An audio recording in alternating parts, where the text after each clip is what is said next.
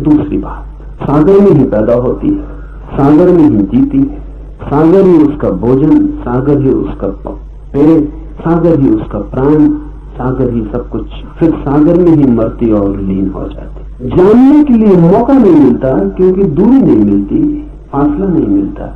मछली को सागर का पता चलता है अगर कोई उठाकर उसे सागर के किनारे फेंक दे, तभी। ये बड़ी उल्टी बात हुई।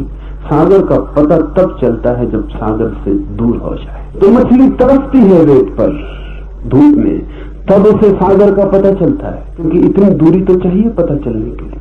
पैदा होने के भी पहले जो मौजूद था और मरने के बाद भी जो मौजूद रहेगा, और जिसमें ही पैदा हुए और जिसमें ही लीन हो गए, उसका पता कैसे चलेगा?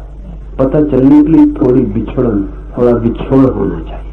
इसलिए मछली को सागर का पता नहीं चलता, किनारे पे कोई फेंक दे तो पता चलता। आदमी की और भी मुसीबत है, परमात्मा सागर ही सागर है, उसका कोई किनारा नहीं जिस पे आपको फेंका जा सके, जहां आप तरसने लगे मछली की तरह। ऐसा कोई किनारा होता तो बड़ी आसानी हो जाती।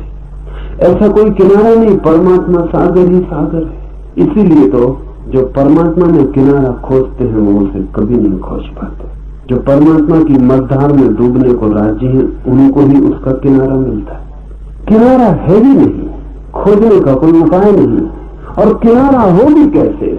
सब चीजों का किनारा हो सकता है, समस्त का किनारा नहीं हो सकता, क्योंकि किनारा बनता है किसी और चीज से।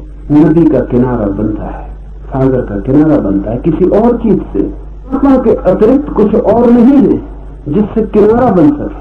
परमात्मा का अर्थ ही इतना है कि जिसके अतिरिक्त और कुछ नहीं।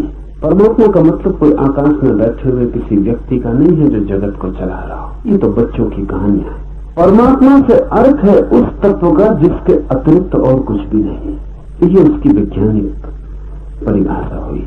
परमात्मा का अर्थ है समस्त, सर्व, सब कुछ, जो भी है। जो भी है उसका कोई किनारा नहीं हो सकता है, क्योंकि उसके अतिरिक्त कुछ किनारा बनने को बचता नहीं है। इसलिए परमात्मा मझधार है, वहां कोई किनारा नहीं। जो डूबने को राजी है वो उबर जाता है, जो उबरने की कोशिश करता है बुरी तरह डूबता है। कोई किनारा हो तो पता भी चल जाए, इसीलिए हमें पता नहीं चला। उसी में हम हैं, जिसे हम खोजते हैं उसी में हम हैं, जिसे हम पुकारते हैं उसे पुकारने की जरा भी जरूरत नहीं है, क्योंकि fall down and be as a